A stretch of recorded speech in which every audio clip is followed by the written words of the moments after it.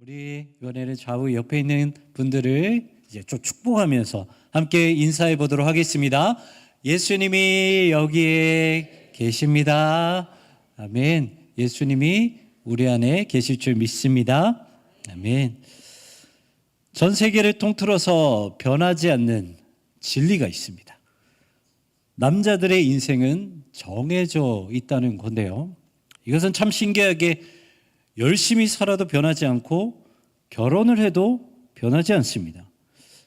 그것이 무엇이냐면 남자들은 결혼하기 전이나 결혼하고 나서나 매일같이 혼난다는 거예요. 결혼하기 전에는 엄마한테 혼나고 결혼하고 나서는 아내한테 혼납니다. 이거는 어느 나라를 가든지 공통적이더라고요. 저도 역시나 어머니한테 많이 혼났고 결혼하고 나서도 아무리 열심히 해도 아내한테 매일 혼납니다. 그런데 이거 하나는 좀 알아주셨으면 좋겠어요. 우리 남편분들 정말 사회에 나가서 정말 애쓰고 노력하고 열심히 일하고 계십니다. 그래서 어떻게 보면은 가정 안에서 참 많은 사랑을 받고 싶어하고, 그리고 무엇보다 영웅으로 가정을 지키는 히어로로 우리가 또 남성분들은 이렇게 좀 그런 대우를 받고 싶어 하는데요. 어디를 가든지 우리 사랑하는 아버지, 사랑하는 남편 그렇게 대우해 주시는 여러분 되시기를 바랍니다. 아멘. 감사합니다. 아멘이 더 크게 나올 줄 알았는데 네.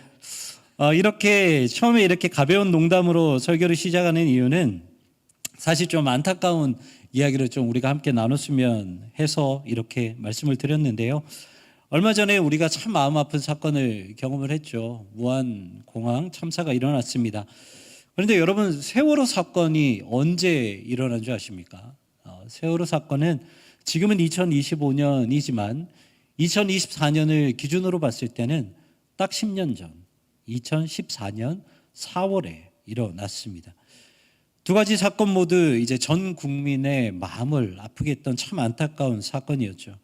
하지만 이렇게 상처 많은 사건 뒤에는 항상 보이지 않는 손길들이 있었습니다.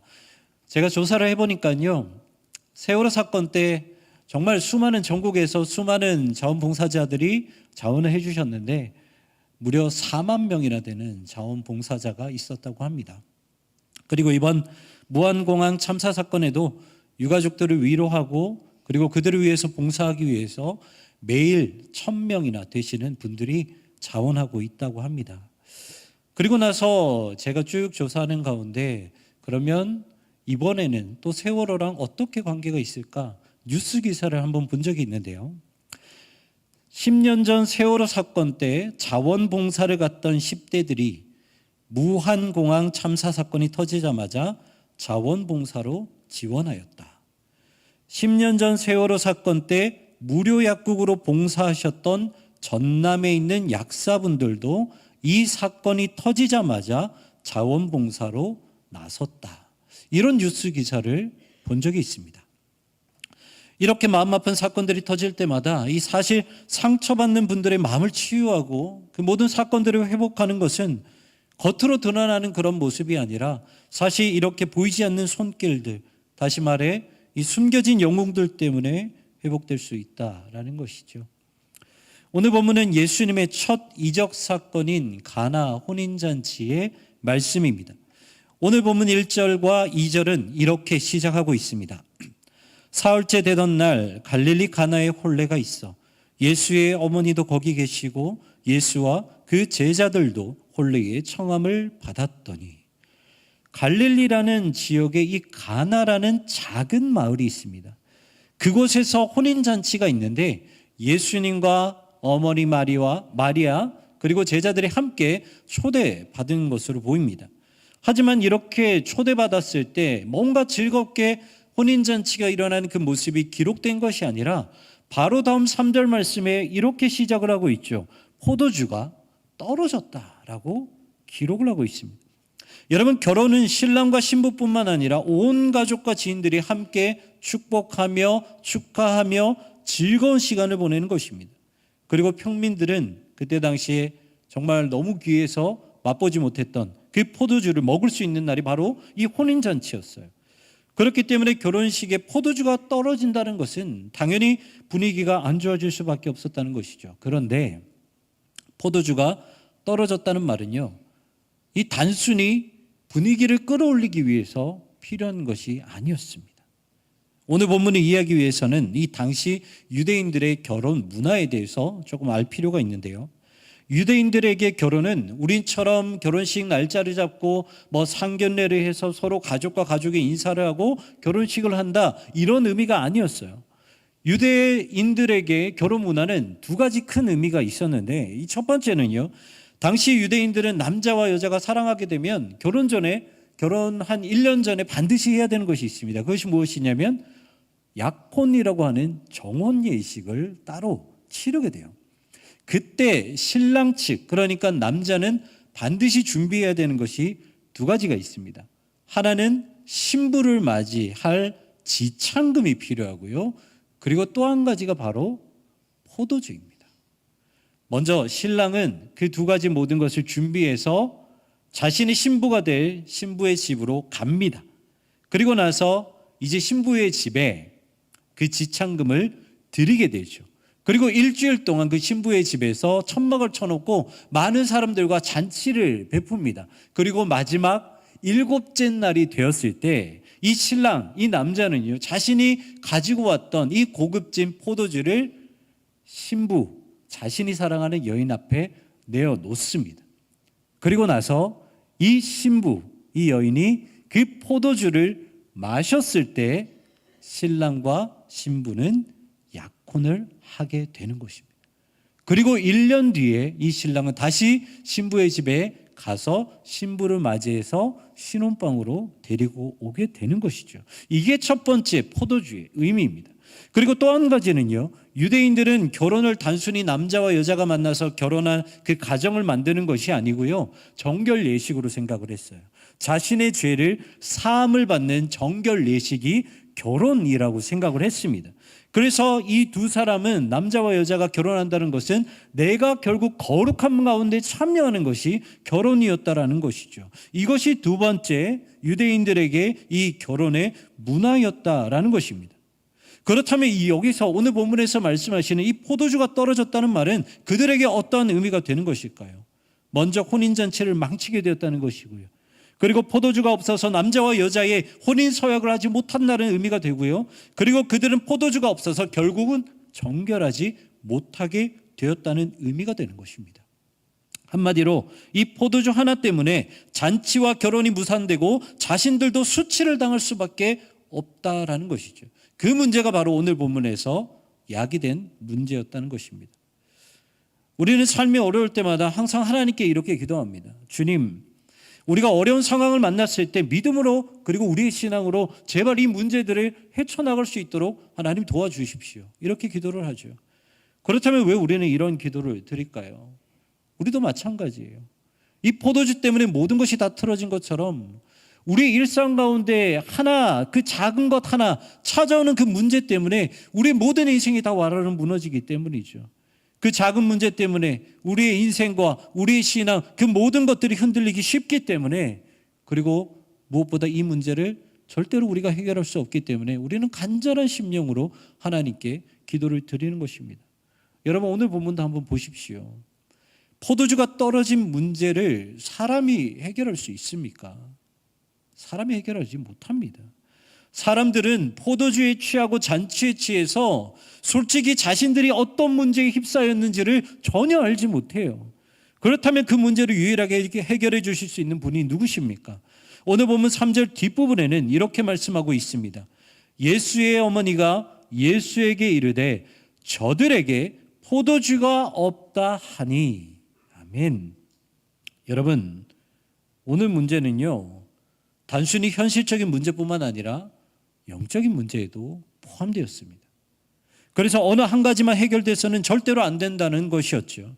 마리아는 그것을 알고 있었습니다. 만약에 단순히 잔치 문제였다면 어떻게든 하인들을 시켜서 주변의 이웃들에게 그 포도주를 빌려와서 구해와서 어떻게든 해결하려고 노력했겠죠. 하지만 마리아는 자신이 도저히 해결할 수 없는 문제가 있었습니다. 바로 영적인 문제였다는 것이죠. 그래서 그는 문제가 생기자마자 바로 예수님에게 찾아가서 그 예수님께 문제를 해결해 달라고 간곡히 부탁한 것이었습니다. 우리 주님은요, 이 땅에 단순히 병을 치유하고 죽은 자를 살리기 위해서 오신 분이 아니십니다. 주님은 현실적인 문제를 해결해 주시고 무엇보다 상처받은 영혼, 힘들어하는 영혼을 새롭게 구원하기 위해 이 땅 가운데 오셨다는 것이죠. 신약 성경에서 마가복음 5장 34절에 보면 이렇게 기록하고 있습니다. 예수께서 이르시되 딸아 내 믿음이 너를 구원하였으니 평안히 가라. 내 병에서 놓여 건강할지어다. 아멘. 예수님은요 12년 동안 이 혈류병 때문에 힘들어한 여인을 고쳐주셨는데 어느 한 부분만 말씀하지 않으셨어요. 믿음과 건강 모든 것을 말씀하셨죠. 딸아 너의 믿음이 너를 구원하였다. 그리고 나서 평안하게 가라. 내 병에서 놓여 건강할지어다. 육신의 문제, 영적인 문제, 그 모든 것들을 예수님께서 말씀하셨다는 것입니다. 왜요?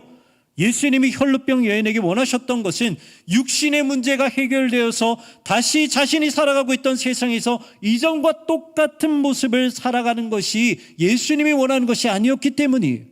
예수님이 원하시는 모습은 이 여인이 건강하게 회복될 뿐만 아니라 영적으로도 회복되어서 하나님의 백성으로 살길 원하셨다는 것입니다. 사랑하는 성도 여러분, 우리의 인생에서 어디 문제가 한두 가지만 일어날까요? 하나의 문제가 해결되면 다른 문제는 일어나지 않던가요? 그거 아니죠. 더 심한 문제를 겪을 때도 있고요. 여러 가지 문제가 겹겹이 쌓일 때도 많습니다. 그렇다면 결국 우리에게 진짜 필요한 것이 무엇일까요?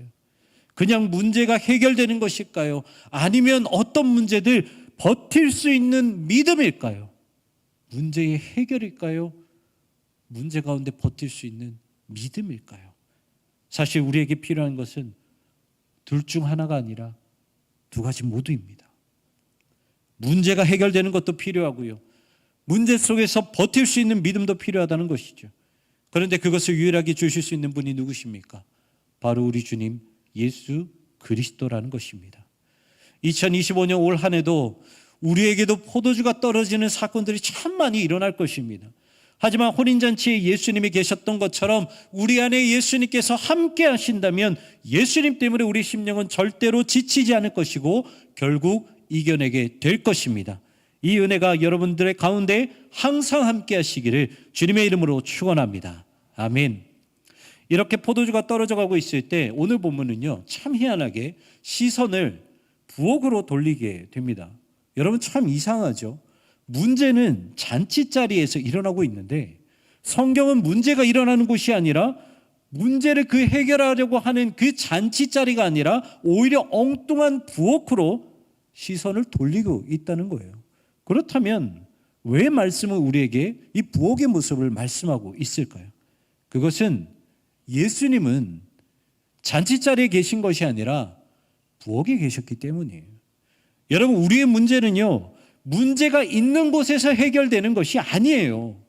우리의 문제가 해결되는 곳은 문제가 발생되는 곳이 아니라 예수님이 계시는 곳에서 우리의 문제가 해결되는 것입니다.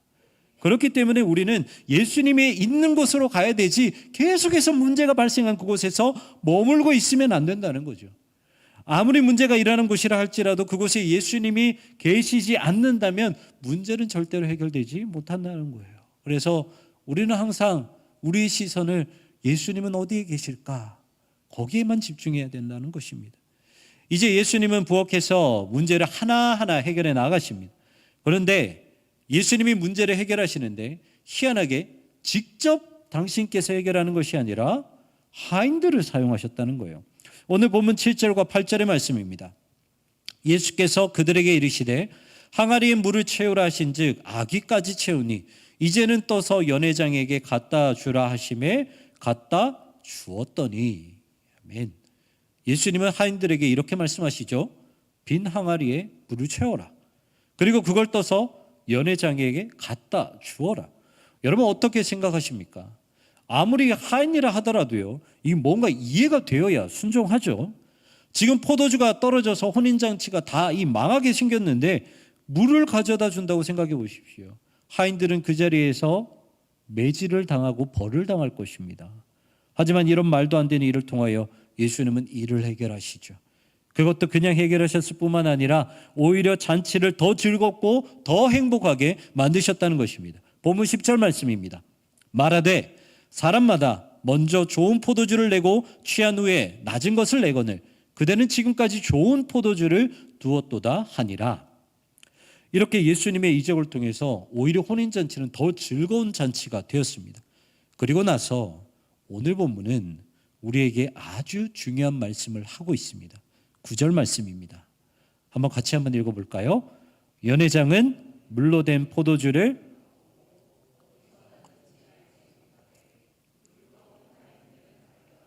아멘. 물이 포도주가 되었답니다. 그 놀라운 이적, 그 이적을 혼인잔치에 참여한 모든 사람들이 누렸는데도 불구하고 성경은 그 사실을 아는 자를 누구밖에 없다라고 말씀하셨습니까? 오직 하인들밖에 없다라고 말씀하고 있습니다. 여러분, 하인들이 무슨 능력이 있겠습니까? 그저 부엌에서 하라는 것만 했을 뿐입니다. 하지만 그들이 잔치자리에서 물을 떠서 나눠줬을 때 그들의 손길을 통해서 문제가 해결되었다는 것이죠. 예수님이 하인들과 함께 하셨기 때문에, 예수님이 하인들과 부엌에 함께 계셨기 때문에 그들은 문제를 해결하는 숨겨진 영웅들이 될 수 있었다는 것입니다. 여러분, 사람은요 누구나 드러나길 원합니다. 내가 있는 자리에서 나 때문에 문제가 해결되길 원하고, 그래서 다른 이들에게 내가 인정받기를 원하고 내가 칭찬받기를 원하는 것이 바로 우리의 본성이라는 거예요. 하지만 성경은 우리에게 이렇게 말씀하십니다. 너희는 영웅이 되어라. 세상을 변화시키고 문제를 해결하고 상처받는 자들을 위로하는 영웅이 되어라. 하지만 절대로 드러나지 말아라. 철저하게 감추어진 숨겨진 영웅이 되어라. 사실 오늘 본문은 앞뒤가 하나도 맞지 않는 본문입니다. 오늘 본문 앞부분을 보면 예수님도 혼인잔치에 초대받은 손님이었습니다. 일하러 오신 일꾼이 아니었어요. 부엌은 일하는 일꾼들이나 하인들이 있는 곳이지 손님이 그곳에 가는 경우는 없습니다. 그래서 예수님이 부엌에 가신다는 것은 말도 안 되는 일이에요. 그런데 오늘 본문을 보면 예수님이 어디에 계셨습니까? 문제가 터지는 순간부터 계속해서 부엌에 계셨다는 거예요.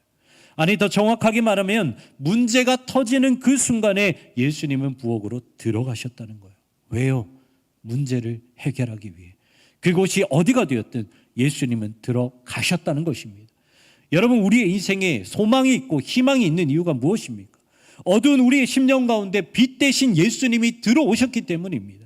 어두운 곳에 빛이 들어왔을 때 모든 것이 환해지는 것처럼 우리 안에 예수님이 들어오셨기 때문에 우리는 어떤 상황이든 버틸 수 있고 소망과 희망을 가질 수 있게 되었다는 것이죠. 여러분, 우리도 마찬가지입니다. 우리가 숨겨진 영웅이 되려면 우리도요 과감하게 예수님처럼 부엌으로 들어갈 줄 알아야 되는 거예요. 좋은 사람끼리, 편한 사람들끼리 지내고 신앙생활하면 여러분 얼마나 편합니까? 아무 걱정 없이 우리는 예배 드릴 수 있고요, 아무 걱정 없이 신앙생활하고 아무 걱정 없이 사역할 수 있어요. 하지만 예수님이 불편한 곳으로 들어가라고 말씀하시면요, 우리도 그곳으로 들어가야 한다는 것입니다. 불편해도 그것이 예수님의 빛을 비추고 그리스도의 향기를 널리 알릴 수 있는 그 길이라고 한다면 그것이 아무나 들어가지 않는 부엌이라 할지라도 우리는 들어가야 한다는 거예요. 그리고 우리가 숨겨진 영웅이 되기 위해서는요, 하인들과 같이 되어야 합니다. 예수님은 하인들에게 말도 안 되는 말씀을 하셨죠. 돌 항아리에 포도주가 아니라 물을 채우게 하셨고, 그리고 그 물을 떠서 나눠 주어라고 하셨습니다. 이런 말도 안 되는 상황에서 하인들은 어떻게 했습니까? 순종했어요. 물을 떠서 나눠 주었습니다. 그리고 그것 때문에 물이 포도주가 변화되었고, 그리고 잔치는 계속해서 지속되었죠. 여러분, 숨겨진 영웅에게 가장 필요한 것은 바로 순종과 믿음입니다. 솔직히 돌 항아리에 물을 부으라고 말씀하셨던 예수님의 말씀에 순종하기 쉬울까요? 어려울까요? 그 말씀까지는 순종하기 쉬워요. 그렇게 큰 믿음이 필요 없어요. 그런데요, 물을 떠서 손님들에게 주라고 말씀하시는 것은 쉬울까요? 어려울까요? 어려워요. 이때 확실한 믿음과 순종이 필요하다는 것입니다. 만약 하인들에게 믿음이 없었다면 어떻게 되었을까요? 물은 포도주로 바뀌지 않았을 거예요. 왜냐하면 물이 포도주로 변한 상태에서 떠다 준 것이 아니라 믿음으로 물을 주었을 때 그 순간 물이 포도주로 바뀌기 때문입니다. 이 모든 어려움 가운데서도 하인들은 믿음을 지켰고 순종했다는 거예요. 그래서 자신들의 눈에 보이는 것이, 항아리에 있는 것이, 자신들이 뜬 것이 물이었다 할지라도 예수님이 주어라고 말씀하셨기 때문에 믿음으로 떠서 그 물을 주었다는 것이죠. 그리고 그들의 믿음 때문에 물이 포도주로 변하는 역사가 그곳에서 일어나게 된 것입니다. 알프레드 에더스하임이라는 유대인 신학자가 쓴 메시아라는 책을 보면 신랑과 신부의 혼인잔치를 하나님과 우리가 언약을 맺은 것으로 해석하고 포도주를 예수님이 흘리신 보혈로 해석하고 있습니다. 그러니까 예수님이 흘리신 보혈 때문에 혼인잔치는 끊어지지 않았다는 거예요. 그리고 그 보혈이 있었기 때문에 우리는 하나님과 백성의 관계가 될 수 있었다는 것입니다. 숨겨진 영웅의 사명이 바로 이런 것입니다. 나의 믿음과 순종으로 포도주가 떨어지지 않게 하는 것. 그래서 예수님의 보혈의 능력으로 상처받은 영혼들, 어려움으로 결박된 영혼들에게 자유를 전하는 것. 그것이 바로 우리의 사명이라는 것이죠. 사랑하는 성도 여러분, 주님은 우리가 정말 세상에 필요한 숨겨진 영웅이 되기를 바라십니다. 주님과 함께하는 영웅, 드러나는 것이 아니라 숨겨진 영웅, 주님의 말씀을 믿으며 온전히 순종하는 영혼이 되어서 이사야 61장 1절의 말씀처럼 가난한 자에게 아름다운 소식을, 마음이 상한 자에게 고침을, 포로된 자에게 자유를, 그리고 갇힌 자에게 노임을 선포하기를 원하고 계신다는 것입니다. 이제 2025년 올 한 해가 시작되었습니다. 안타까운 소식으로 2024년이 마무리되었고 마음 아픈 소식으로 2025년이 시작되었지만 우리가 숨겨진 영웅으로 사명을 감당한다면 그 안에 하나님께서 역사하실 것입니다. 그리고 그곳에 반드시 평안으로 회복시켜 주실 것입니다. 이 땅에 숨겨진 영웅이 되셔서 주님이 주시는 사명을 항상 감당하시는 여러분 되시기를 주님의 이름으로 축원합니다.